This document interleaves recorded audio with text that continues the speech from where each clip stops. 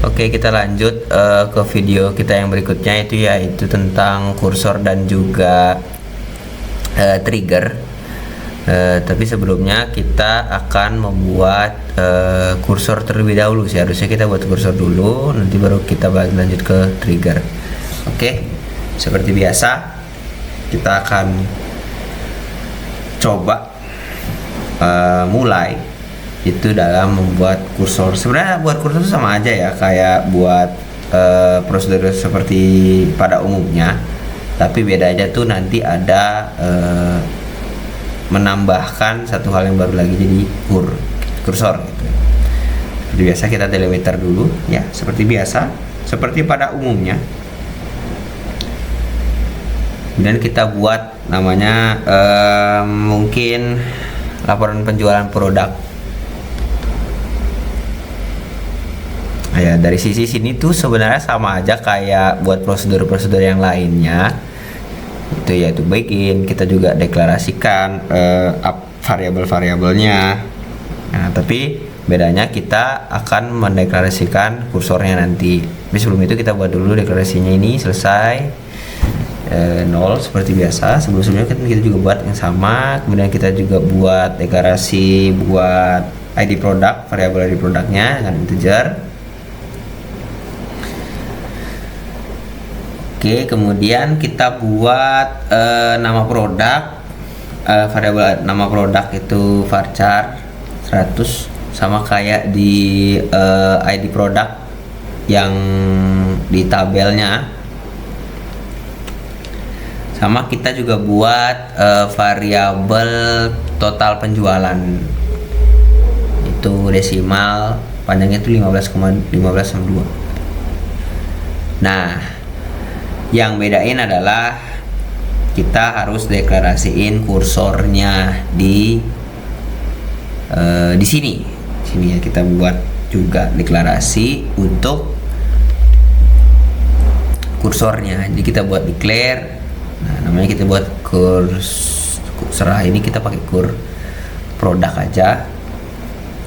Kemudian kita buat kursor di sini ya, kursor for. Kita harus membuat ini kursornya tuh siapa, jadi kita buat for di sini. Di for-nya kita buat ke select dari ID produk dan juga nama produk yang berasal dari tabel produk. Jadi nanti kursornya itu berasal dari tabel produk.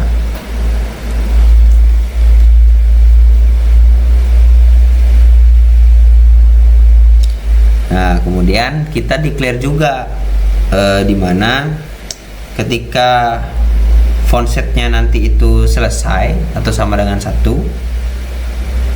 itu bakal berlanjut.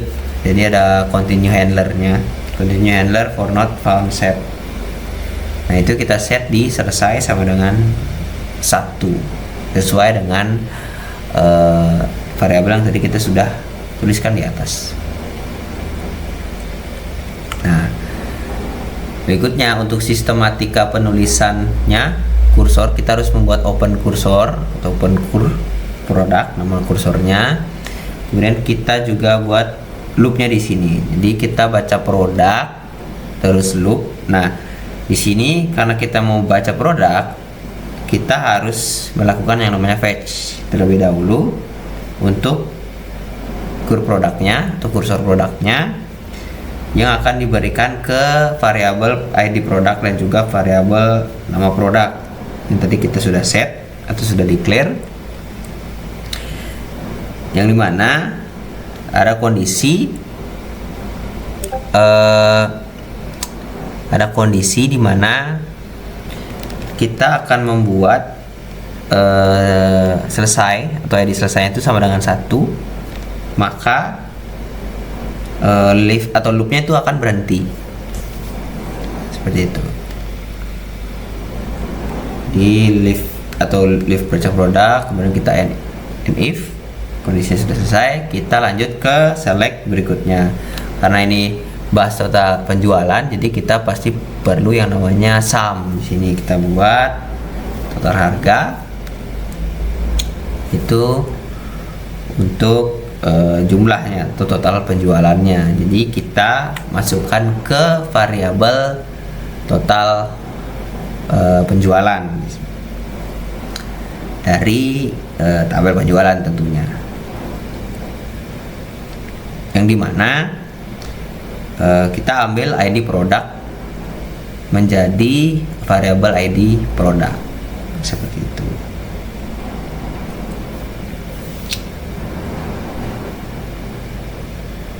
Oke, setelah itu kita lanjut ke mengambil kembali atau mengambil data dari variabel ke produk, variabel produk, nama produk, dan juga variabel total penjualan ke total terjual. Jadi kita buat nanti untuk di hasilnya itu nanti muncul itu produk dan juga total penjualannya seperti itu untuk di hasil terakhirnya nanti. Oke, kemudian karena tadi kita sudah open kursornya, oke, kita ubah dulu dari loopnya, kita habisin dulu, kita sudah berhenti dulu, baru kita tutup kursornya dengan close kur produk. Jadi kursor sudah selesai, tinggal kita berhenti, kita selesaikan di end. Oke, query-nya berhasil, tidak ada error. Kita akan coba panggil, kita coba tes di prosedurnya.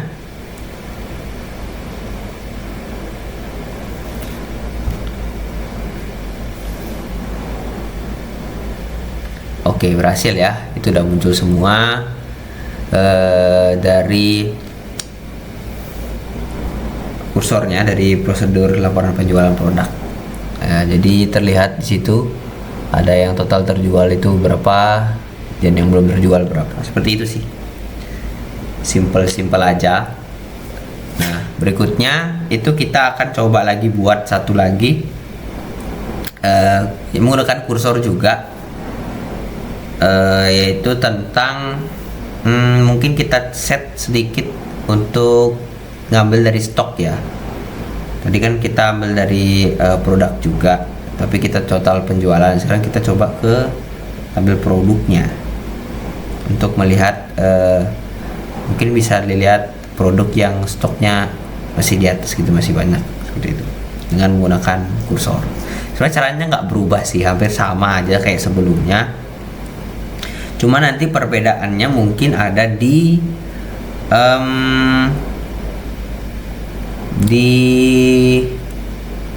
declare-nya aja sih yang berbeda ya. Jadi kita sama aja, kita rubah data stok, kemudian sama begin, dan deklarasi semuanya. Jangan lupa juga deklarasi ID, nama, untuk kita ambil nanti kan tentang stok ya.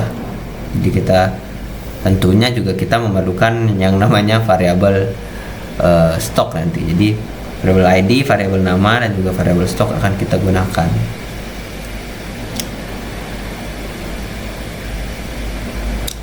Sama seperti sebelumnya, ketika buat kursor kita juga harus mendeklar kursornya.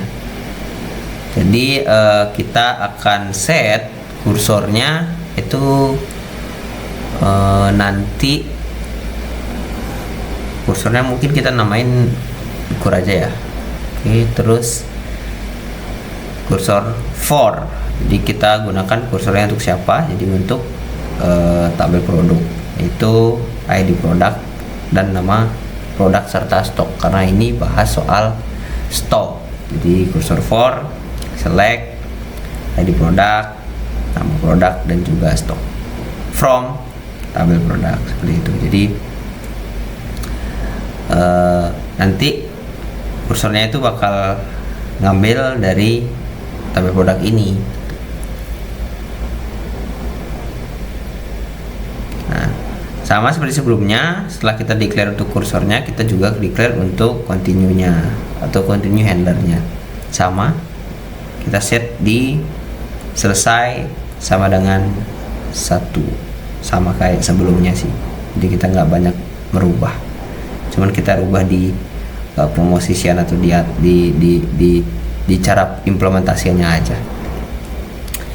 open cur, sama kayak tadi juga karena ini akan membaca, jadi kita baca loop itu di loop, kemudian kita fetch di nama kursornya, kemudian kita masukkan ke variabel yang tadi kita sudah tentukan, ada ID, nama, dan juga stok. Nah, kondisinya jika selesainya udah sama dengan 1, maka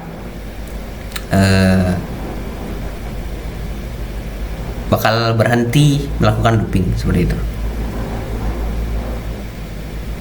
Kita leave, kemudian baca loopnya, dan end if di sini di bagian akhir. Nah, kemudian kita tambahkan juga di sini kondisi lagi, ketika stok itu atau variabel stok itu lebih dari 25, maka yang terjadi adalah variabel ID itu akan menjadi variabel ID produk. Kemudian kita variabel nama juga itu akan menjadi nama produk,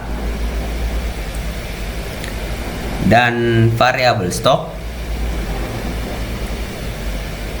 itu akan menjadi stok tersedia.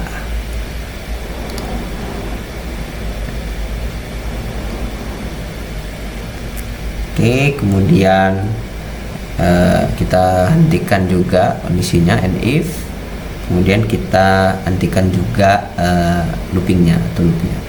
Oke, dan jangan lupa untuk menutup kursornya, baru kita end. Oke, sudah berhasil. Lalu coba kita panggil, kita harus baru delimiternya, kita coba panggil di prosedurnya. Ya, itu sudah terlihat bahwa ID produk, nama produk, dan juga stok tersedia itu sudah muncul semua yang sesuai dengan kursor yang tadi kita sudah buat.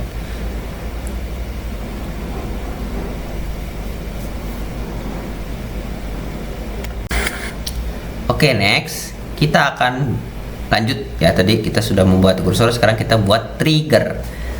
Sebenarnya trigger susah gampang sih sebenarnya, cuman bedanya kan nanti ada after dan before. Sebenarnya nggak beda jauh antara after dan before, paling beda di waktunya aja. Jadi ketika after kita insert dulu, misalkan kita insert, kita harus kita insert dulu baru bisa update.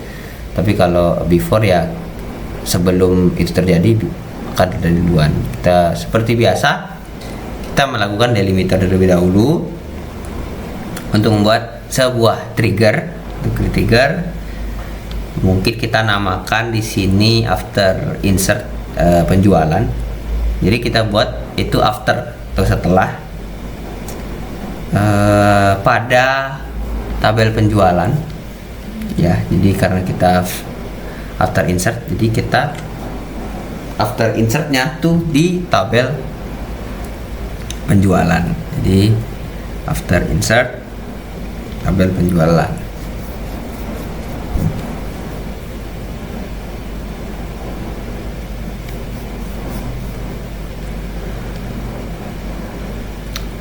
Nah, kemudian kita for each row ini maksudnya semua row ya, jadi nggak ada yang terkecuali. Baru kita mulai. Sebenarnya sama aja sih di trigger ini.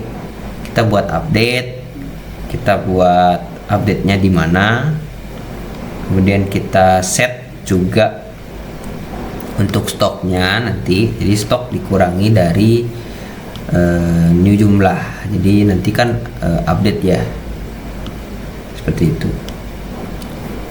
Kemudian di ID produknya itu bakal jadi ID produk yang baru, seperti itu.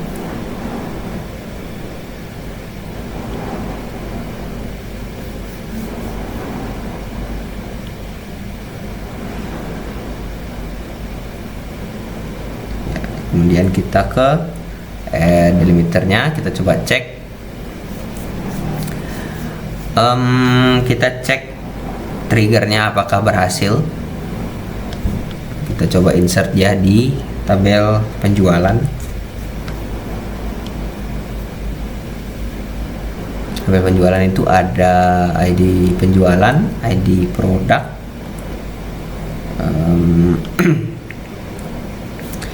jumlah, kemudian tanggal penjualan sama total harga.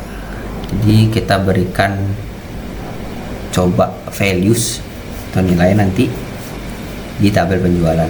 Ini bebas sih, yang penting values di awalnya aja sih yang harus sama-sama di ID produk, jangan lebih dari 5. Itu sih yang sebenarnya bebas ya, mau angka berapapun di ID produk, yang penting 1 sampai 5. Tapi untuk di ID penjualannya, karena kita baru memasukkan kemarin 2, kita masukin ID penjualannya itu ID penjualannya itu 3. Kita tulis aja tanggal cantik kemarin ya, biar lebih gampang.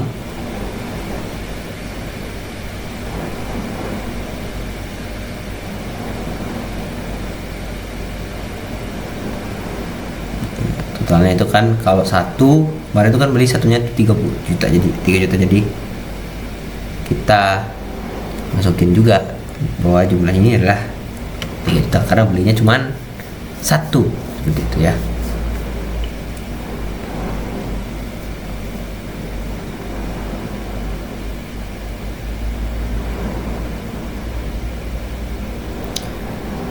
Oke, wait. Iya, berhasil. Kita coba cek di tabel penjualannya apakah sudah update. Sorry, di tabel produk maksud saya. Ya, sudah update di 19 ya. Sudah terlihat di sini bahwa stoknya itu sudah update. Nah, jadi yang tadinya tuh harusnya 20, jadi sekarang tuh jadi 19, sekarang udah berkurang 1 kan tadi. Insert itu penjualan udah berhasil seperti itu. Oke, itu untuk trigger yang pertama. Sekarang kita akan coba membuat trigger baru dengan metode yang sedikit berbeda, dimana kita harus membuat yang namanya tabel log untuk bisa melihat perubahan yang terjadi. Sebenarnya sih ini kadang bisa diperlukan, bisa nggak diperlukan sih, cuman untuk log ini penting untuk melihat riwayat-riwayat yang mungkin berubah dalam database, terutama di MySQL, biar kita juga nggak lupa apa perubahan yang sebelumnya sudah dilakukan. Seperti itu sih yang sering digunakan.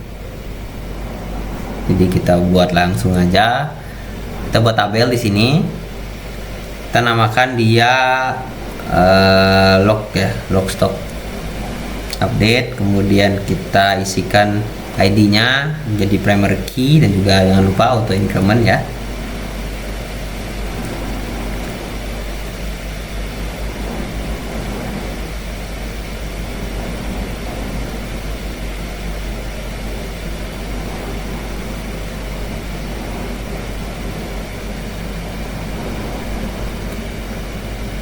Oke, di sana juga ada, kita masukin ID produk untuk sebagai foreign key-nya juga sih di produk. Jadi kita ambil ID produk,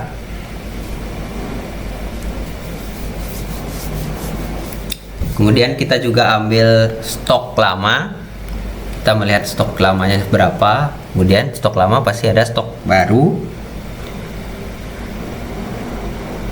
Nah, dan yang penting sebenarnya yang ini, waktu update ini menggunakan timestamp, default current timestamp, dimana kita bisa diperlihatkan ya waktu atau jam atau detik dimana update itu terjadi, seperti itu.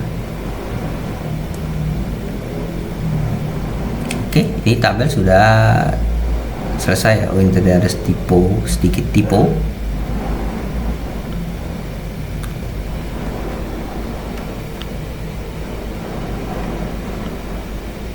kita tutup, kita akhiri. Oke, sukses, query-nya berhasil. Nah, sekarang kita baru buat yang namanya triggernya. Kita buat dulu delimiternya, kita buat sama seperti tadi, create trigger, kemudian kita namakan triggernya apa. Kita buat mungkin after update stock mungkin ya. Tadi kan after insert penjualan, jadi kita after update stock. Nah, ini tadi karena after update ya, kita buatnya ya after update, bukan after insert. On tabel produk pastinya, karena kita menggunakan akan mengupdate stok ya. Jangan lupa kita juga gunain for each row karena semuanya. Kemudian kita begin di sini. Nah, kita buat kondisi di sini. Jadi jika stok lama itu tidak sama dengan stok baru,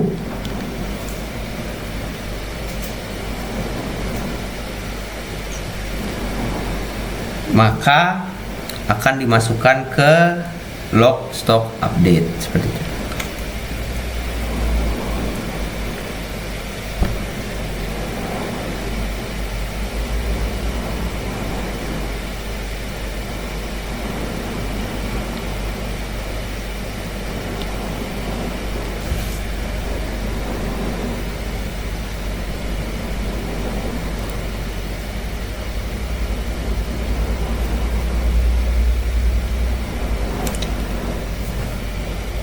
Oke, kita tambahkan values-nya. Jadi untuk values-nya itu nanti ya menjadi ID baru dari produk, kemudian old stock atau stok lama, dan juga new stock di stok barunya.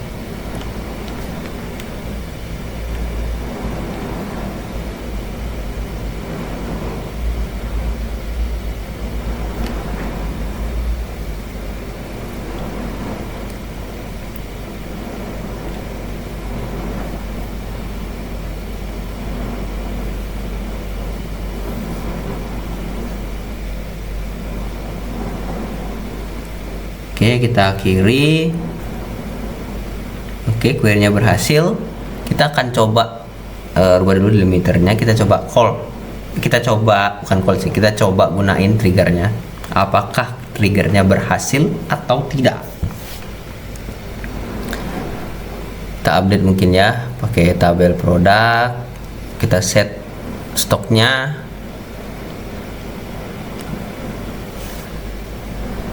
Kemudian ID produknya ya. Oke, di sini ada error. Sepertinya error di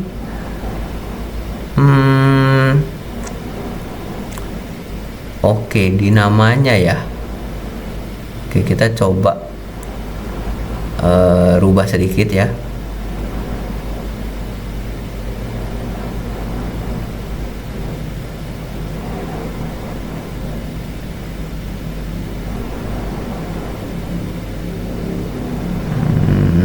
Oke, doesn't exist ya log update-nya.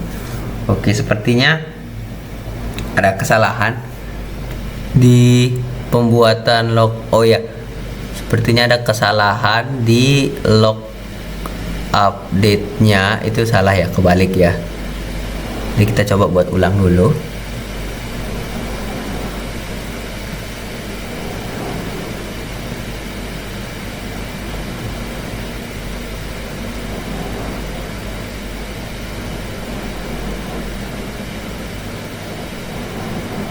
Yang ini harusnya kebalik sih. Oke, ini harusnya kebalik. Jadi ini terus values aman. Oke, ini aman juga. Oh iya, masih delimiternya ya. Lupa saya, sorry. Untuk delimiternya kita coba buat ulang lagi ya. Oke, ini aman, ini aman, ini aman. Ini kita rubah ke atasnya dulu.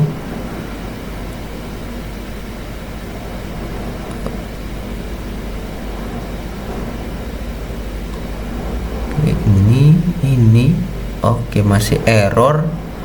Oke, berarti sudah tersedia ya untuk triggernya. Jadi kita mungkin akan merubah namanya ya, mungkin ya kita rubah dulu.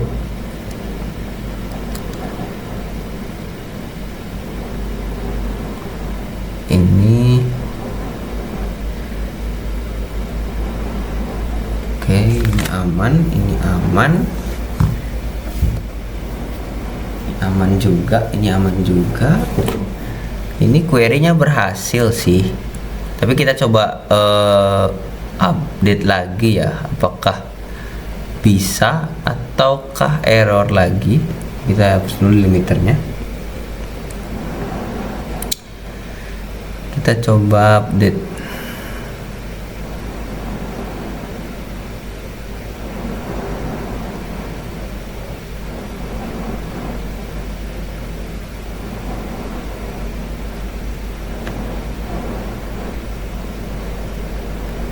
Oke, ternyata masih error. Oke, berarti sepertinya kita harus menghapus trigger dulu supaya trigger yang baru itu bisa kepake ya. Jadi kita drop dulu triggernya.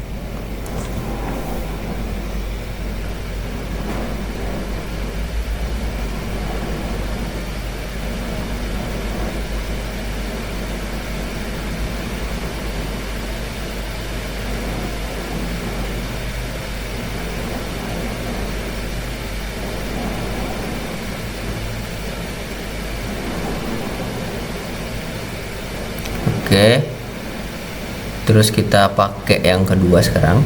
Ini harusnya udah bisa ya. Ya, sudah bisa. Tinggal kita cek di lognya apakah sudah berhasil.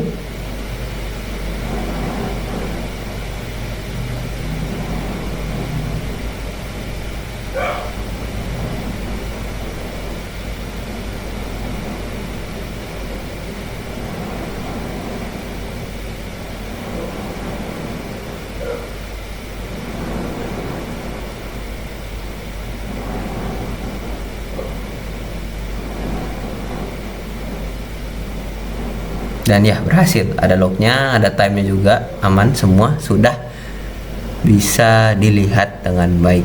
Oke, untuk kursor dan trigger sekian videonya.